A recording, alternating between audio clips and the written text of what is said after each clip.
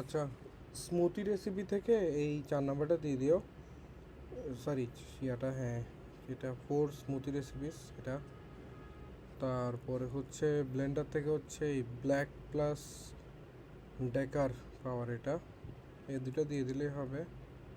তারপর টি রেসিপি থেকে best detoxing drink এটা দিলে হবে। আর কফি থেকে হচ্ছে এটা সিনামন কফি রেসিপি, এই 4টা দিলে হবে ওয়েট লস থেকে। উডওয়ার্কিং থেকে এই দুটো দিয়ে দিলে হবে।